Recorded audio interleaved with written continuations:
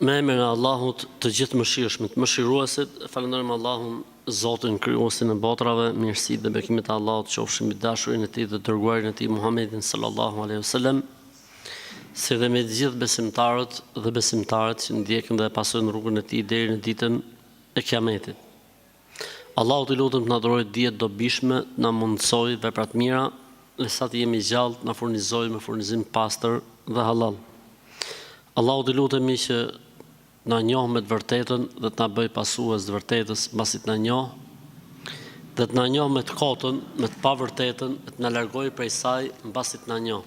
Allahu xhel xhelalu i lutem që dia që ne marrim edhe japim të jetë argument për ne ditën e Kiametit, dëshmi për ne dhe ndërmjetësim për ne. Amin. Po e fillojmë inshallah taala me pyetjet cilat I kemi të rezervuara. Si bëhet thotë se këtu në shtëpinë time thotë çdo gjë po na shkon ters, si në punë, si në para, e gjithçka.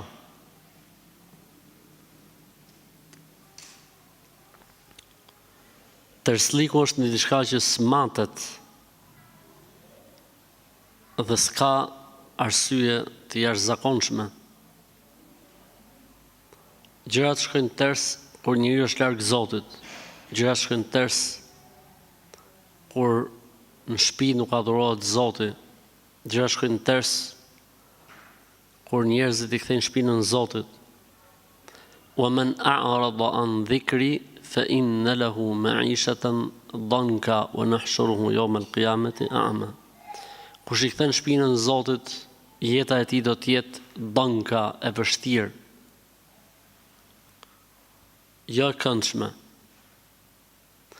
ولو أن أهل القرى آمنوا واتقوا لفتحنا عليهم بركات من السماء والأرض.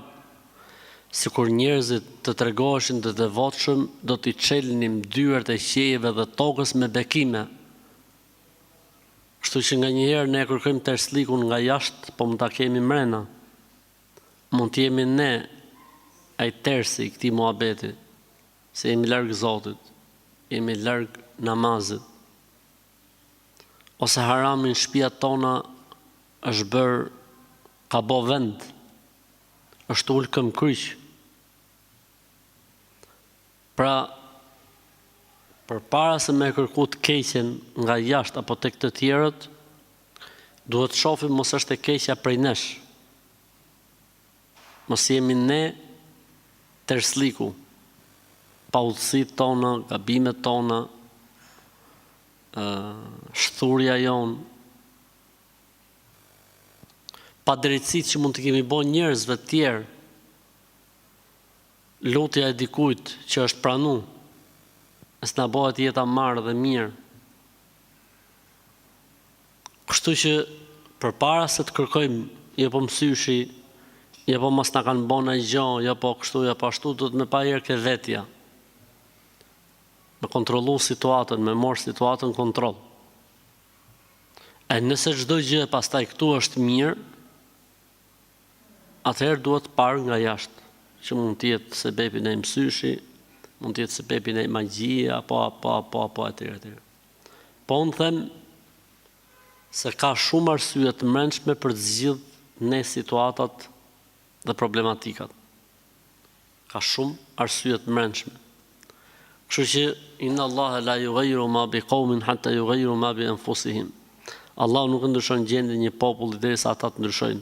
Pra mos prit mrekulli nëse nuk fillon ndryshimi nga vetvetja, nga familja, nga shtëpia mrena, e pastaj prit prej Allahut xhella xhelaluhu. Ama mos harro ato që thash pak më lart, shif se mund të jetë në padrejtësi që I keni hyrë hak dikujt, e mund të jetë pranuar në dua dhe në lutje, e s'ngreni kokë. Pra gjitha këto duhen parë seriozisht. Nëna ime nuk flet me vllajën e vet prej 15 vitesh, po ashtu dhe ne familjarët nuk flasim me dajën, se ai I ka hyrë në hak, në hak.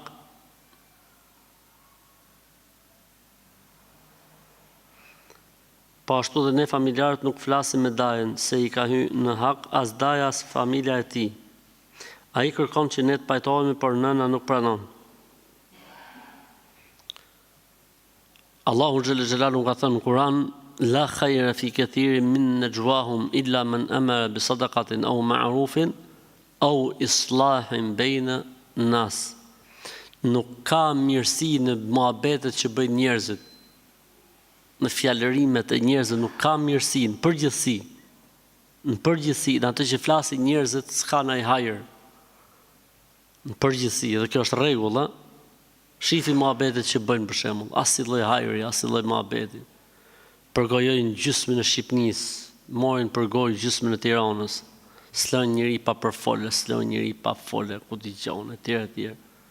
S'përmenet i herë Allahu 3 orë muhabet. S'përmenet i herë namazi 18 orë muhabet. La khayra fi kathirin min najwahum. Në shumicën e të folurave të tyre, bashkëbizetimeve të tyre nuk ka asnjë lloj hajri, nuk ka asnjë lloj mirësie. Illa men amara bis sadaqa, përveç se nëse urdhrohet për sadaka, pra bëhet muhabet si të ndihmojnë filonin ose fistekun. Au ma'ruf, ose për diçka të mirë, të hajrit. Au islahin bejnë në nas, ose me pajtuar, ose për të pajtuar mes njerëzve që janë konflikte. Kështu që rasti juaj, nëse bëheni sebeb që nëna juaj të pajtohet me dajën e vet, dhe ju si familje të pajtoheni, është sevap dhe shpërblim i madh. I dërguari Allahu sallallahu alaihi wasallam ka thënë, s'bën që muslimani të gënjej vetëm se në 3 raste. Një nga këto 3 raste, kur ka dëshirë të pajtojë mes njerëzve në konflikt. Gjithashtu, pejgamberi sallallahu alaihi wasallam një herë është angazhuar nga namazi i tij nafile dhe sunet, se dojte me pajtu mes 2 fiseve. Pra që e ka më mirë me pajtu mes njerëzve se sa me fal namaz nafile apo sunet.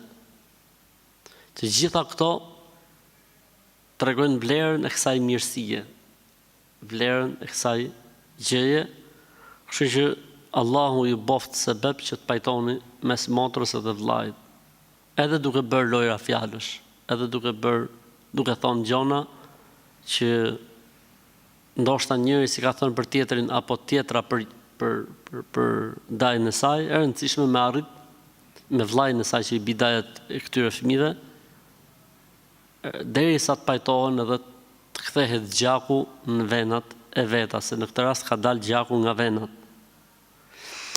A lejohet falja e drekës dhe ikindis bashk? Varet, nëse ka arsye, po. E nëse nuk ka arsye, jo. Nëse ka arsye udhëtimi, po. Nëse është luftë, po.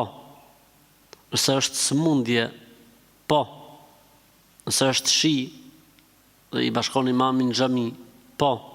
Breshër, ftohtë, erë, s'ka si problem. Imami pa të arsyeshme mi bashku, s'ka problem. Ka një punë të atill që duhet patjetër t'i bashkoj sot, sa atill është puna, s'ka problem. Pa arsye s'lejohet në asnjë mënyrë. Pa arsye nuk lejohet. Përveç se nëse i bashkon me bashkimin informal, që do të thotë e fal drekën në fund kohës dhe fal ikindin në fillim të kohës. Dhe kjo është e papëlqyer, por e lejuar. Për ndryshe, bashkimi pa arsye është i ndaluar. Allahu ka thënë në Kur'an: Inna salata kanat alal mu'minina kitaban mawquta. Namazi është obligim për besimtarët në kohë të përcaktuar, në kohë fikse. Kitaban mawquta, në kohë të përcaktuar fiks, kështu që nuk mund të kalosh namazin nga koha e vet. Përshëndesim nga Shkupi, gruaja thotë ma kontrollon telefonin dhe nuk më beson, kam rënë në hall. Njeriu nuk duhet ta çojë veten deri në këtë shkallë. Ka besoj arsye dhe shkaqe që është situata e tillë. Pra njeriu asnjëherë nuk do ta bëjë veten e tij që gruaja e tij mos të ketë besim edhe mos t'i besoj. Për këtë arsye, nëse ti je i sinqert, e lën gruan ta kontrollojë telefonin. Çfarë problemi ka? S'ka besim. që telefonin, pa pasvort leje që ta kontrolloj në çdo orë të ditës dhe të natës. Nëse situata është pra që ka shkuar deri në këtë pikë. Nëse je duke falur namaz dhe del para një fëmijë që është në moshën 3 vjeçare, atë pakson kjo shpërblimin në namazet? Jo, nuk e pakson dhe as nuk i ul as pak vlerat namazit. Pasi fëmia është fëmijë dhe nuk përbën asnjë lloj problemi fetarisht dhe nuk e përfshin hadithi i ndalesës. Madje kemi transmetime të sakta se si fëmijët kanë lozë para pejgamberit sallallahu alaihi wasallam. Cili është kuptimi i ajetit si e mohoni krijuesin, e dihet se ju ishit të vdekur ai ju ngjalli, mandej ju bën të vdisni pastaj ju ringjall, e mandej tek ai do të ktheheni. El-Bekara 28. Sipas këtij ajeti, ne kemi qenë të vdekur e ai na ngjalli. Që do thotë se tashmë jemi para tij. Kur'anin nuk mund ta interpretosh nëse nuk ke njohuri dhe dije të duhura. Është njësoj si çdo libër bazik, nga i cili buron ligji, kuptimi, doktrina, mësimi i Islamit. Ajeti, po ta lexosh me vëmendje, nuk thot kështu siç ka kuptuar ky zotnia. Kejfe tekfurune billahi wa kuntum amwatan fa ahyakum. Si e mohoni krijuesin, Allahun. Bile nuk thot krijuesin, po Allahun. Si e mohoni Allahun, se krijues është Khaliq, kurse ajeti thot Allahun. Si e mohoni Allahun ndërkohë që ishit të vdekur, pra me kuptimin nuk ekzistonit. Të vdekur nuk është me kuptimin e drejt për drejt të fjalës, por nuk kupton inekzistencën. Pra para 300 vjeç asnjëri prej nesh nuk ka qenë në ekzistencë. Pra në ligjin e të vdekurve. Le ta përkthejmë prapa ajetin. Si e mohoni ju Allahun e ishit inekzistent në ligjin e të vdekurve, pra ishit si të vdekur, e ai ju ngjalli, pra ju krijoi. Fa ahyakum, ju krijoi. Ju krijoi. Pastaj do të vdisni. Këtu bëhet fjalë për vdekjen e vërtet, që është ajo që del shpirti nga trupi. E pastaj do të ringjall, bëhet fjalë për ringjalljen e ditës Kiametit. E mandej tek ai do të ktheheni. Po mas ringjalljes do të kthehemi tek Allahu. Tani nuk jemi para Allahut me kuptimin e llogarisë, jemi në shikimin e Allahut, në dëgjimin e tij, në vëmendjen e tij, në mbikëqyrjen e tij, në dijen e tij, etj, po si jemi para Allahut me kuptimin e llogarisë. Kështu që ky lloj kuptimi dhe ky lloj të kuptuarit të ajetit nuk është i saktë.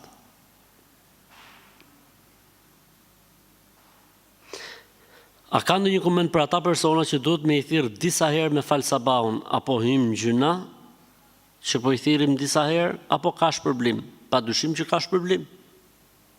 I dërguari i Allahut sallallahu alaihi wasallam ka thënë, kush thret në një të mirë, do ta marrë shpërblimin e asaj të mirë dhe çdo kujt që e bën atë mirë. Në këtë rast, ti po fton në një të mirë, po i thret njerëzit në një të mirë, që është falja e namazit. Ka thënë Allahu xhelalu në Kur'an, wa'mur ahlaka bis-salati wastabir 'alayha. Urdhroje familjen tënde që të falin namazin dhe mos ju ndaj, rri konsekuent. Pra nuk është urdhri për namaz një herë falni namaz, po duhet të rish në kokë, derisa t'ju bëhet mësim, derisa t'ju bëhet tradit, derisa t'ju bëhet, si më thënë, pjesë e jetës së tyre. Wa kana ya'muru ahlahu bis-salati. Ismaili alayhi salatu wassalam vazhdimisht urdhëronte dhe këshillonte familjen e tij për faljen e rregullt të namazit. Kështu që një musliman i mirë dhe një musliman i vërtet e run veten e tij nga zjarri i xhenemit, edhe e run familjen e tij nga zjarri i xhenemit. Thot Zoti: Ja ju alladhina amanu qu anfusakum wa ahlikum nar, o që keni besuar, runi veten dhe familjet tuaja nga zjarri i xhenemit.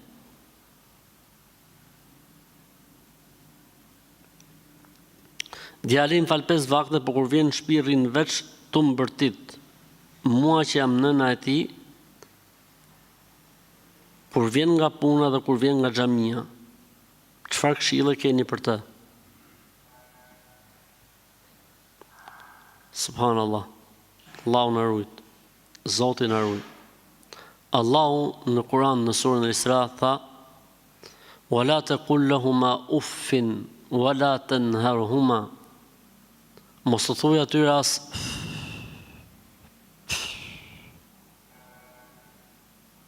e mos i rëndo. Mos u fol fjalë që i rëndojnë. E jo më me i bërtit. Subhanallah. Ky është një problem i madh kur njeriu nuk ka kuptuar fenë e Allahut, kur nuk ka kuptuar çfarë kërkon Zoti prej tij. Nuk ka gjë më të rëndë dhe gjë më të keqe te Allahu xhelaluhu sa njeriu mos të vlerësojë dhe respektojë prindin. I dërguari Allahut sallallahu alaihi wasallam ka thënë: ruhuni nga 7 mëkatet që shkatrojnë çdo të mirë. Idhujtaria, uququl walidain, mos respektimi i prindit. Mos respektimi i prindit. Pra çdo që të bëjë njeriu vepra të mira dhe mos respektimi i prindërve vjen përballë këtyre veprave të mira, i shkatron të gjitha. Prandaj ky fëmijë duhet të mendojë për ata prindër, e të mendoj kur mos t'jenë më në jetën e kësaj bote, e mos t'ketë mundësi me i respektua, me i nderu, me i kënaq. Nëse imagjinoj dot për Zotin që t'jetë njëri që falet, e ka këtë lloj sjellje, nuk e imagjinoj dot. Një ofsham e prindit, një mërzitje e prindit, është e mjaftueshme që njeriu mos ja shohë hajrin vetes në këtë botë, në varr dhe në ditën e Kiametit. Një pëshertim, një mërzitje, një brengë e shkaktuar nga fëmia, pasha Allahun, që nuk ka zot tjetër përveç tij. Është e mjaftueshme që ky fëmijë mos ja shohë hajrin vetes sa të jetë gjallë, pasha Allahun.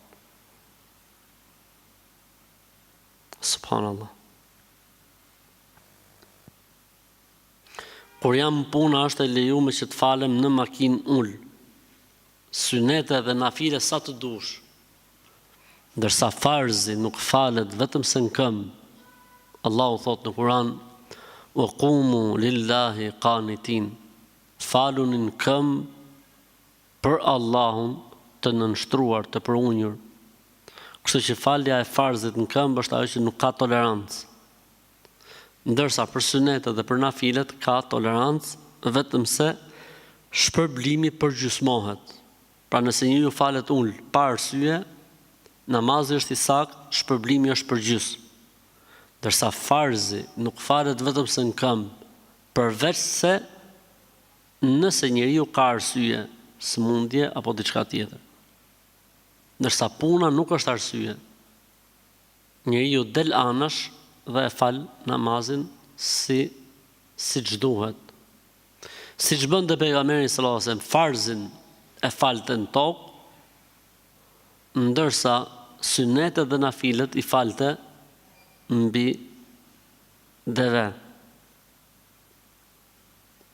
A lejohet punojmë dentist kur dihet që do të kemi dhe paciente femra? Nuk ka asnjë problemi fetarisht që doktorit mjekoj dhe femrat, apo doktoreshat mjekoj edhe meshkuj. Përderisa është çështje mjekësie dhe janë kushte dhe situatat kontrolluara që nuk ka problematika, atëherë nuk ka asnjë lloj problemi. Nëse qenin e i bën rrobat me jarg, A mund të falim me ato rroba? Sidomos për shembull kur nuk ka shumë kohë për të ndruar rrobat. Mjafton të pastrosh pak me ujë edhe je okay. Mjafton të pastrosh me ujë edhe je okay, nuk ka asnjë lloj problemi. Sepse hadithi që thot 7-1 flet për enën. Hadithi që thot 7-1 flet për enën.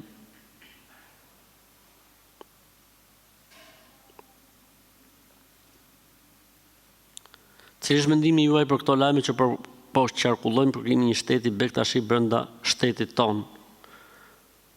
Komuniteti musliman shqiptar ka bërë një deklaratë shumë të bukur, të pastër, të qartë dhe shumë të kthjellët në lidhje me këtë temë, dhe nuk kemi asgjë për të shtuar mbi atë deklaratë që është bërë. Padyshim që nuk ka shqiptar, s'ka lidhje me fetarizmin që të jetë në dakord me një gjë të tillë, pasi bie ndesh me kushtetutën, bie ndesh me legjislacionin dhe ligjin shqiptar, bie ndesh me panshmërinë që duhet të ketë shteti ndaj komuniteteve fetare dhe laicizmin e shtetit, bie ndesh me faktin që politika nuk duhet ndërhyjnë punët e fesë, po duhet marrë vendin e vet. Bie ndesh me faktin që promovimin e paqes dhe tolerancës, bashkëtesës ndërfetare në Shqipëri e kanë bërë gjitha komunitetet. Bie ndesh me faktin se mënyra se si është shprehur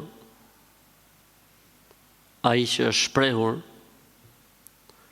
kur është shprehur se pretendon islamin e vërtet, verdiktin e vërtet të islamit, që është një islam pa islam. Islam pa islam. Islami i tyre, jo bektashizmi si tarikat, po folsi në fjalë, ka një islam pa islam. As namaz, as agjerim, as zekat, rakia vu, e çfarë dush ti, mjafton që kështu e mendon. E kjo gjithçka mund të jetë përveç se fe nuk është. Duam promovojmë islamin e vërtet. U shuft ai islam nëse është i vërteti tek ju, i shuft fara nëse është i vërteti tek ti.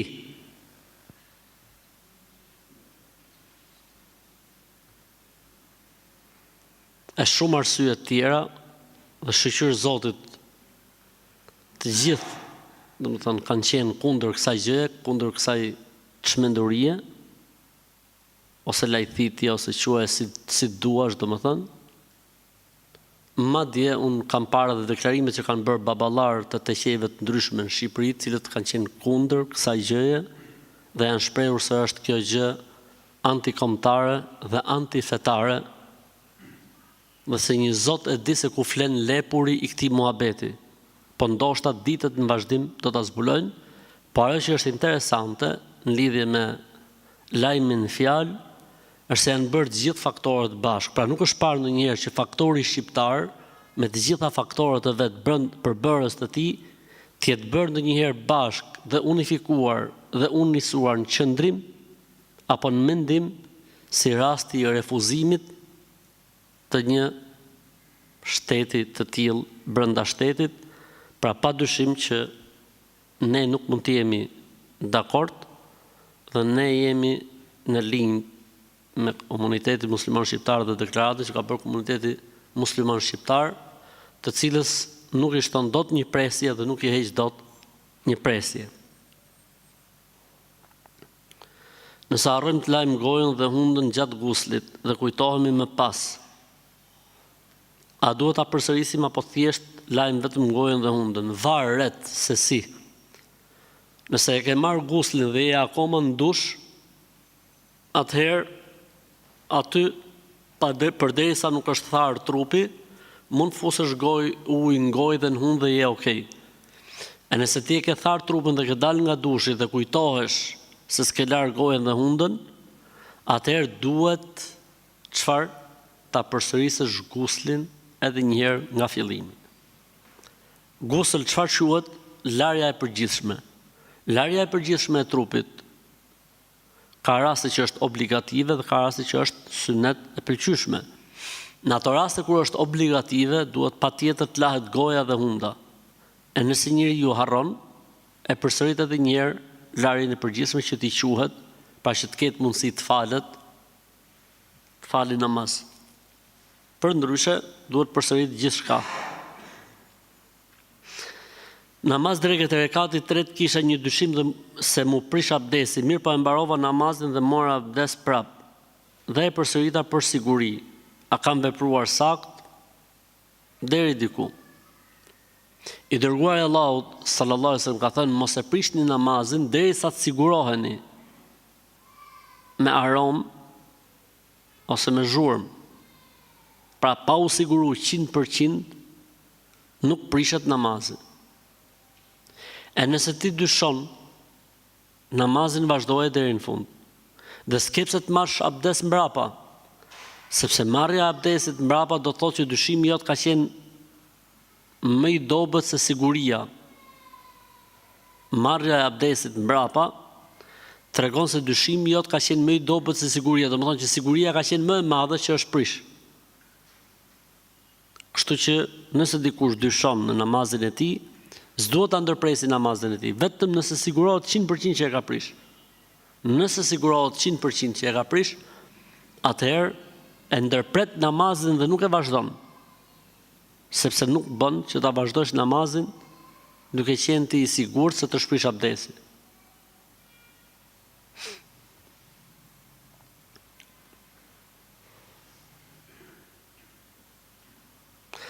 A është haram nëse unë jap disa të holla për investim shefit tim dhe ai më jep një shumë të caktuar mujore fikse? Nuk lejohet shifra fikse. Lejohet përqindja fikse. E kuptoni besoj dallimin mes shifrës fikse edhe përqindjes fikse. Përqindja fikse do të thotë se lëviz, ndërsa shifra fikse nuk lëviz. Përqindja fikse ka riskun brenda. Shifra fikse nuk ka risk brenda. Shifra fikse është lloj marrëveshje ku njihet humbja dhe fitimi, ndërsa shifra fikse është një lloj marrëveshje e njëanshme ku njëra palë vetëm fiton dhe s'ka asnjë lloj dyshimi dhe kjo anon më shumë ose e bën atë që të jetë më afër ose më ngjashme me kamatën.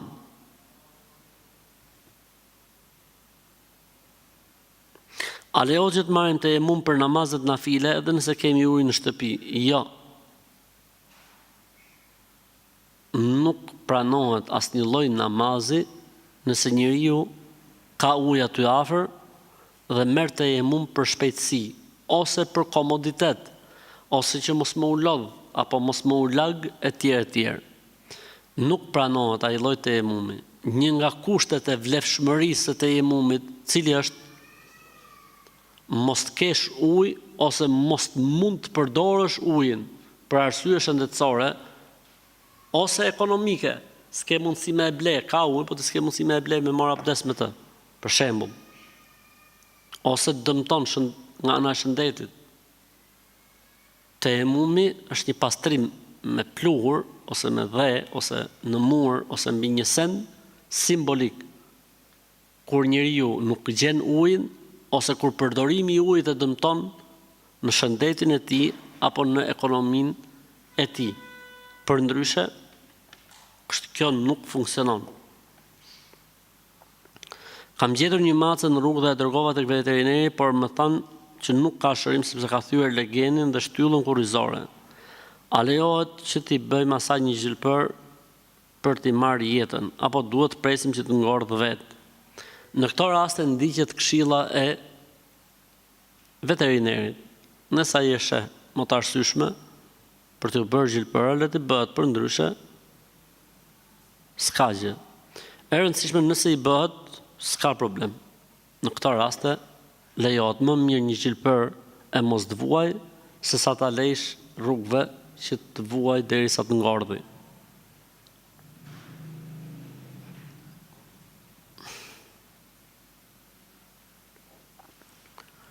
Pra çfarë t'i bëjmë burrit, ka ndodhur disa herë që ma plas bukën prej tavoline e gjuhën poshtë, pra e hedh poshtë. E unë si dënim që ma fugën bereqetin, pra që ma hedhën bereqetin e lej dhe si bëj bukë disa ditë. Po prapë më vjen gjuna. Të janë probleme shqiptare në jetën bashkëtorë. Dhe të regojnë se njerëzit janë larg fesë dhe besimit. I dërguari Allahut sallallahu alaihi wasallam, nëse nuk i pëlqente një ushqim, nuk hante. As nuk shante, as nuk ofendonte, as nuk injoronte, as nuk e gjunte, as nuk e hidhte. Nëse i pëlqente gatimi dhe ushqimi, e hante. Nëse si pëlqente, e linte. Po kjo tregon se njerëzit janë larg normave të fesë dhe të besimit, po jo vetëm kaq, janë larg normave të sjelljes qytetare. Pra edhe po spati njëri fe dhe besim, ka gatujt gruaja, po ty s'pëlqen për shembull, Zoti ta shpërbleft, lumshin durët, Zotit nderoft, dhe nuk e han, e falenderon. Po jo me hedh, siç bën ky njeriu. Dhe gruaja thotë, si pasojë unë atë e dënoj, duke e lënë pa bukë, pa gatim. Hajër inshallah, përderisa i zboka zon, hajër bo Zotin. Pa dashje thot bëra një gabim në bolë shtëpi se kam shkelur një qenush të vogël, ishte futur ndër makinë, por se kam parë dhe tani nuk mund as të flej, jam siklet matë se kam dëgjuar që kur e vret një qenë 7 vite dënon Zotin. Jo, nuk është e vërtet, kjo s'ka lidhje fare. Përderisa është bo pa dashje, pa qëllim, s'ka problem. Po edhe se kur bëhet me dashje dhe me qëllim, ti ke bërë gabim, po jo se ka mallkim. S'ka mallkim, por është bërë gabim. E rëndësishme nuk bën, përderisa është bërë pa dashje, mos u streso.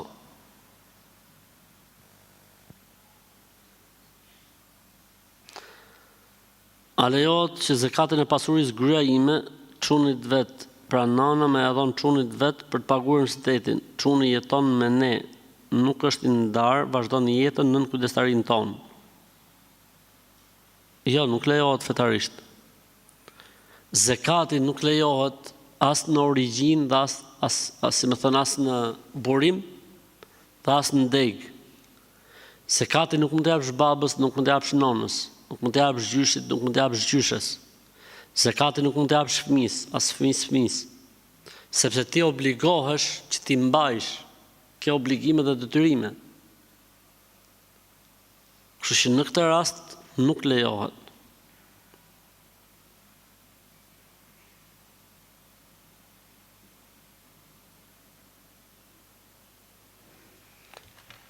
Po shkojmë në xhamia, lejohet që të luajmë me antidjers, domethënë duke pas parasysh faktin se kanë në përmbajtjen e tyre dhe alkool.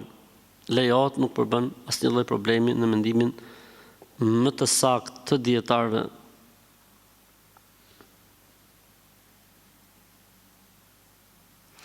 Qofse dikush i thot vetes musliman dhe e praktikon islamin, mirë po nuk beson në dy gjëra, për Dexhalin dhe zbritjen edhe një herë në tokë të Isait alayhi salatu wassalam. Mohimi i zbritjes edhe një herë në tokë të Isait alayhi salam është mohimi i Kuranit. Ka thënë Zoti në Kuran: "Wa innahu la'ilmul lis-sa'a." Zbritja e tij edhe një herë është shenjë për shenjave të Kiametit. "Wa innahu la ilmul lis-sa'a, zbritja e tij ose ardhja e tij edhe një herë në tokë, pasi ne muslimanët besojmë se nuk është kryqëzuar, ne muslimanët besojmë se Zoti e ka ngritur në qiell, ne muslimanët besojmë se do të zbresë edhe një herë në tokë, dhe nuk do të bëhet kiameti pa ardhur në tokë Isa alayhis salam.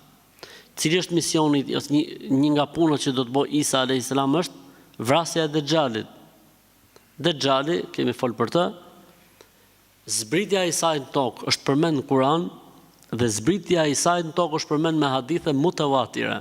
Ç'do thotë hadithe mutawatire? Do thotë hadithe të cilat vijnë të transmetuara në formë masive. Pra, transmetimi mbi zbritjen e Isait alayhis salam në tokë është transmetuar masivisht nga shokët e profetit, jo nga 1, nga 2, nga 4, nga 10, masivisht. Po ashtu masivisht është transmetuar nga tabiinët, po ashtu masivisht nga tabiinët, po ashtu masivisht derisa ka tek Buhariu në masivitet. Pra Imam Buhariu kur e ka marrë hadithin e Isait alayhis salam nuk e ka marrë vetëm nga një mësues, e ka marrë nga 20 mësues, nga 30 mësues. Po kështu edhe Dejxhali. Edhe Dejxhali është me transmetim masiv, që do të thotë hadith mutawatir. Që do të thotë në përkthim termash, mohimi i hadithit mutawatir është njësoj si mohimi i Kur'anit. Në Islam flas. Në Islam të mohosh diçka të transmetuar masivisht është njësoj sikur të mohosh Kur'anin, sepse edhe Kur'ani është transmetuar masivisht. Edhe Kur'ani, si ka ardhur Kur'ani tek ne, me masivitet. Me masivitet.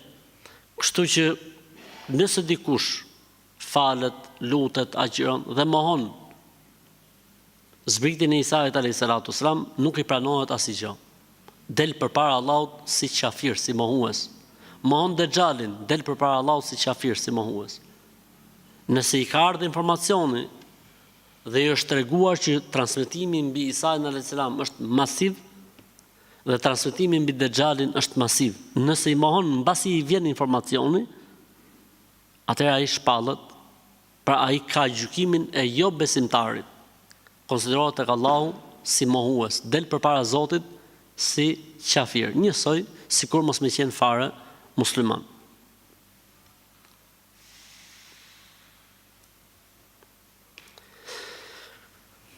Kur je udhëtar brenda 14 ditë që është e pëlqyer që ti falësh sunetet dhe vitrin, apo jemi të liruar? Alhamdulillah. Yahdikumullahu yuslih balakum. Përderisa i përket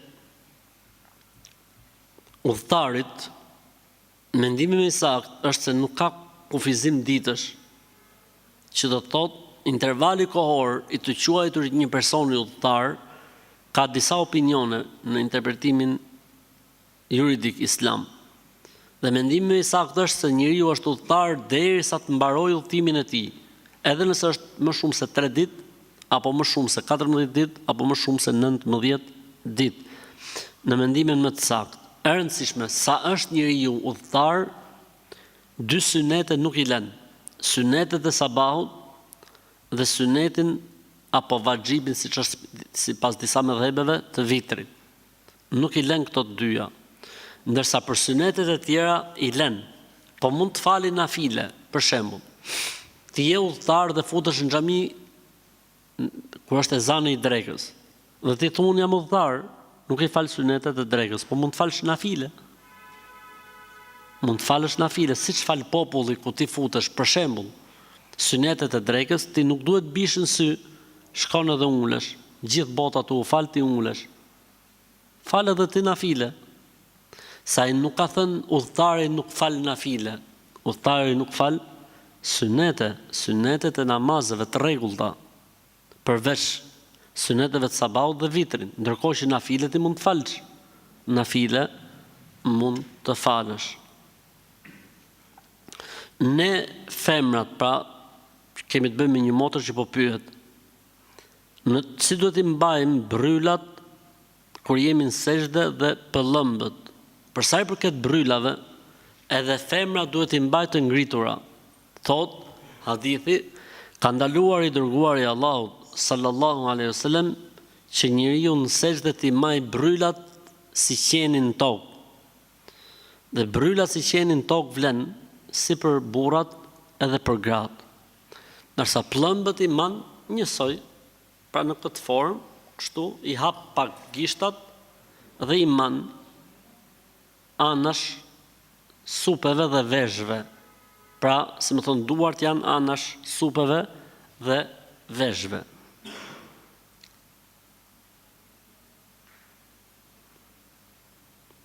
Kemi bërë një kurban për lindjen e një fëmije, por e kemi bërë pa u plotësuar 7 ditëshi. A pranohet apo duhet ta përsërisim? Ka 2 interpretime në Islam. Dhe më saktë është që quhet. Më e mira është dhe syneti që akika të bëhet ditën e 7 e mbrapa. E nëse dikush e bën më përpara, nuk duhet ta përsërisim më për herë dytë dhe vlen. Quhet kur i thon, pra quhet vlen. A është e vërtetë që dridhja e syrit sill fatkeqësi, sidomos nëse tregohet tek të tjerët? Jo, s'ka lidhje. Është çështje nervi dhe nuk ka lidhje fare me fatkeqësinë apo me terslikun.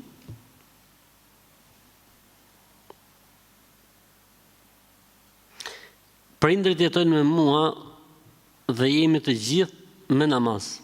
Po kemi pak probleme me babain, është shumë nervoz dhe ma shan gruan me fjalë këqija. Gruaja ime është operuar nga tumori, ne po mundohemi që ta respektojmë si është më së miri, se kemi frikë Allahun. Lutemi ta udhëzoj Allah, jemi 4 vëllezër dhe çdo ditë ai bën probleme me të gjithë. Çfarë na sugjeron? Sprov. Është një sprov. Allahu musta'an.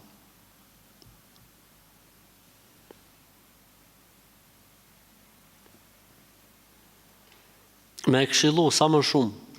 Ju djemt duhet ta këshilloni, ju djemt duhet ndërhyni. Po edhe bashkëshortja mos ja vari fort muhabetin kur ai e shan.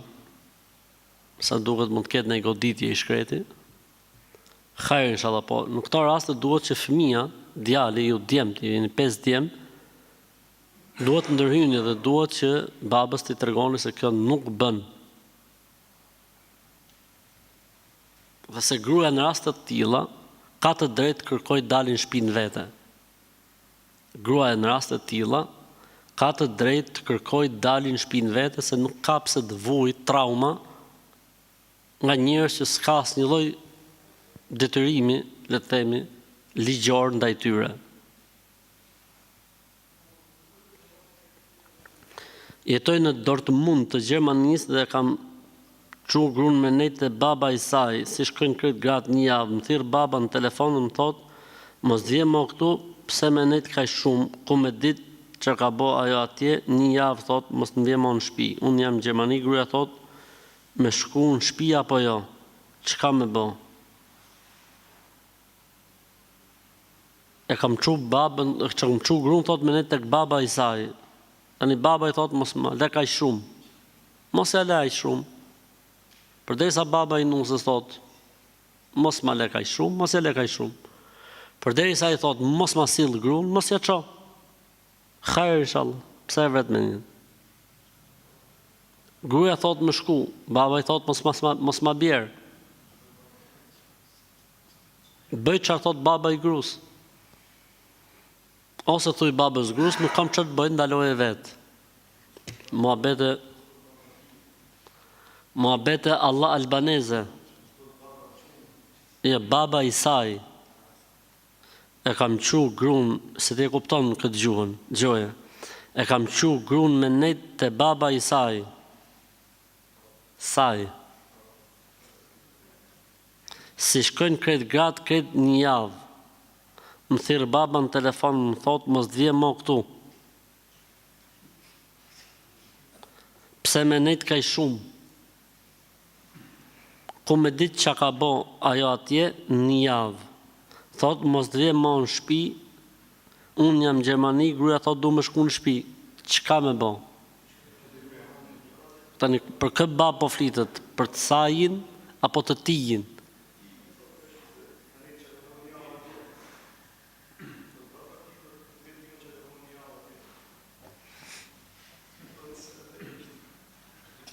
Nëse është baba i tij dhe thot mos ma bjerë gru në shtëpi, mos t'ia çoj.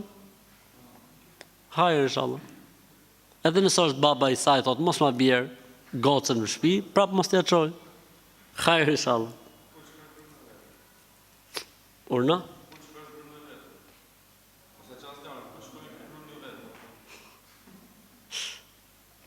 A lejohet me marrë ushqim për një frigoriferi nëse aty ka edhe bira të paçelura? Lejohet. Zoti i madh, alhamdulillah. A është e lejuar me marrë lekun e dikujt që e din që e ka me kamat? Për shembull, kam një ofertë me shit shtëpinë, po komshiu do me marrë kredi për më ma ble shtëpinë. Lejohet, s'ka lidhje. Ç'po ngreti? Se si i gjen ai lekët. Lejohet, s'ka asnjë problem.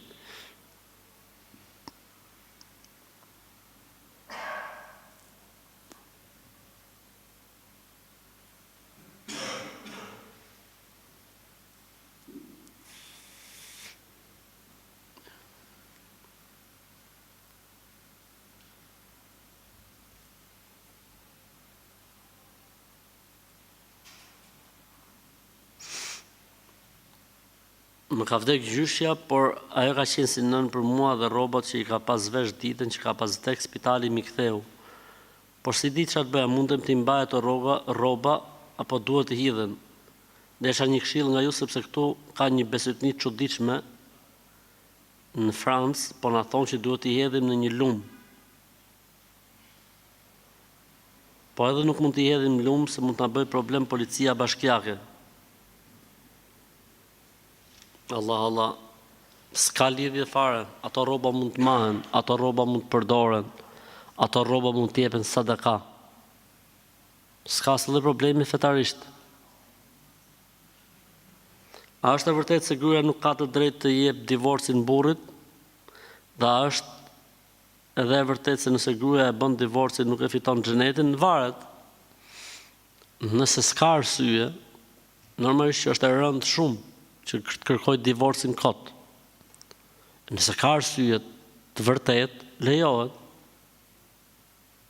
E nin xhenetin që ç'ke me të, po të ketë arsye. Gjithë problemi është nëse ndahet pa arsye, pa shkas.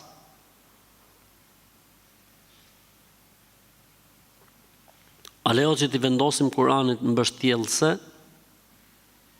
Lejohet, nuk ka asnjë problem. Përderisa është në mbrojtje të Kur'anit, nuk përbën asnjë lloj problemi.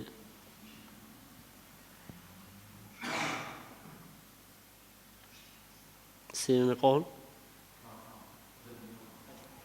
A është e vërtetë që shejtani qëndron në një kamin që s'është ndezur gjatë kohë?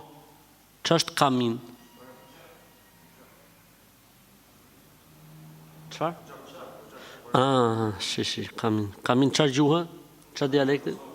A është e vërtetë që shejtani qëndron në një oxhak që nuk është ndezur për një kohë të gjatë? Jo, s'është e vërtetë. Shpërtimi i puçrave, pra puçrave, ka përqendrim puçrat me qelb në fytyrë ose në trup, kur nxjerrin gjakë dhe qelba, e prish abdesin? Jo, në mendimin më të saktë. A mund të themi më shumë se një sure në një rekat? Po, mund të këndohen në një rekat më shumë se sa një sure, siç është transmetuar në hadithin e njohur të Abdullah ibn Mesudit radhiyallahu anhu.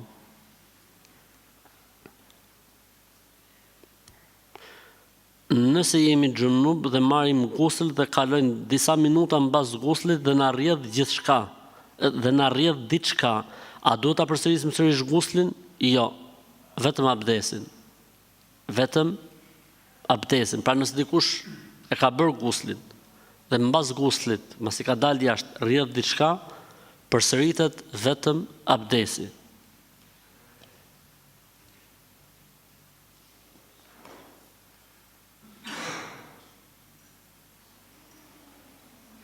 Më ka vdekur vjeri dhe motra e burrit, domethënë kunata sa herë që vjen dhe rrin këtu tek ne gjithmonë fut hunët dhe do gjithmonë të jetë si e parë në shtëpi, flet shumë rënd dhe vjera bën shumë mbrapa saj dhe sillet me mua sikur të isha shërbetore. Unë gjithsesi kam duruar, i kam bërë bukë dhe të gjitha detyrat si nuse, dhe ajo prap thot nuk e dua bukën tënde. Jam në dilemë se si duhet sillem me të, sepse nuk dua që të preket burri im në këtë çështje. Se fundit e ka motor, por nuk po e duroj dot më, mashallah. Ty Allah don xhenetin o motra ime, për këtë lloj sabri, për këtë lloj durimi, edhe për këtë lloj, si më thën, ndjeshmërie që ke. Allahu të shpërbleft. E rëndësishme, ti fetarisht je i liruar nga shërbimi punatës. Mos i shërbe fare kur të vinë në shtëpi. Qofse kjo që thua ti është e vërtetë. Mos i shërbe. As mos e ngjo, as mos merr urdhra prej saj dhe as i gjë. Lëre të flasi me veten. Mos i gatuj, mos i bëj asnjë lloj shërbimi, përderisa e thot nuk e du bukën tate, mos gatuj për të. As mos i shërbe, as mos bëj asnjë gjë. Të bëj çfarë të doj me nonën e vet, me mamin.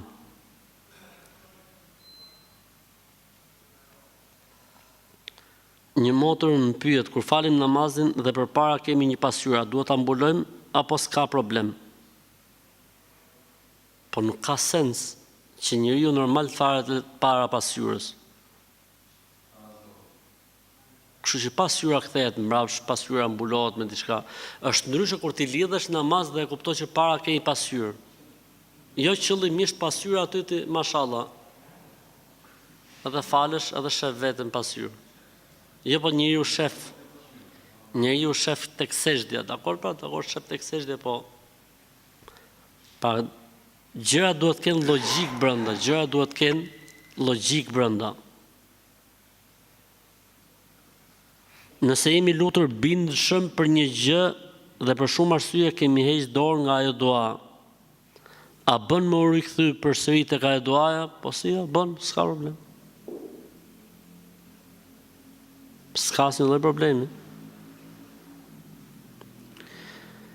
Po dojmë me nis një shtëpi me marru, pra duam të bëjmë një shtëpi. A duhet me fytyr ka lind dielli me nis, e mos me ja kthy shpinën diellit? S'ka lidhje fare, kthej shpinën, kthej kurrizin, kthej ijen, kthej komët, stresit zero.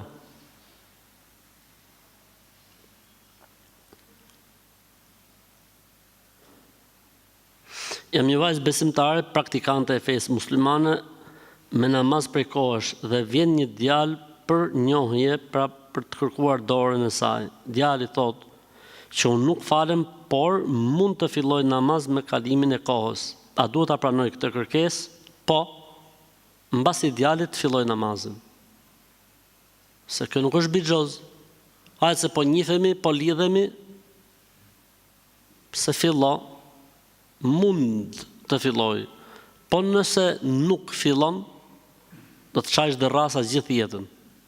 Do të rish duke çajë dërrasa dhe duke prej dërrasa gjithë jetën. Kështu që më mirë të qërohen punët qysh në fillim, të sqarohen gjërat qysh në fillim, ai të filloj namazin, ta tregoj veten që është besimtar pa interes dhe pa imponim, se ka filluar mua fal se do të marrë ty për nuse, po vetë nga vetja e tij të jetë besimtar tamam. Nëse kjo arrihet, atëherë bismillah, shteti u Zotit.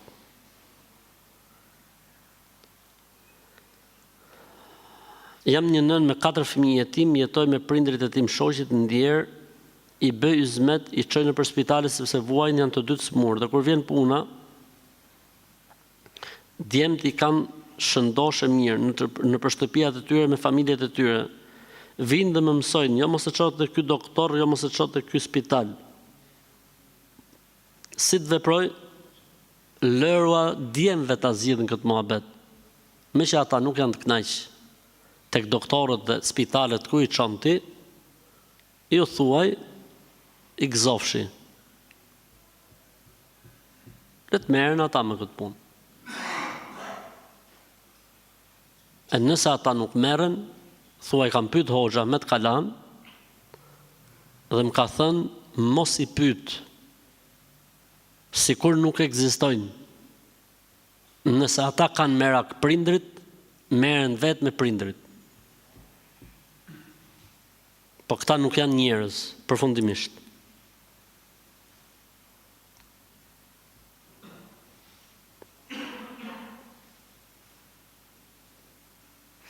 Kur falesh diku jashtë në rrugë apo në mal, a duhet me hek kpucët apo më u fal me kpucë?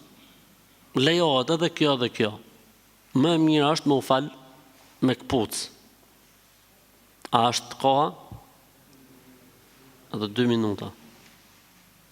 A është gjinaf me vën kusht burrit për ta lënë pijen alkolike? Jo, nuk është gjuna, se vapi madh.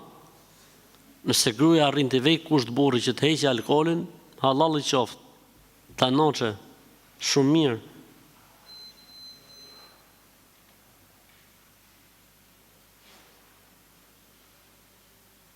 Pyetje e bukur kjo dhe me këtë po e mbyllim. Nëse prindërit kanë lënë një trashëgimi lira Altan, pra lira Floriri, a i lejohet një nga djem me pagu vlerën e asaj e atyre lirave, lirat i maj për vete, ndërsa vlerat i shpërndahet trashëgimtarëve.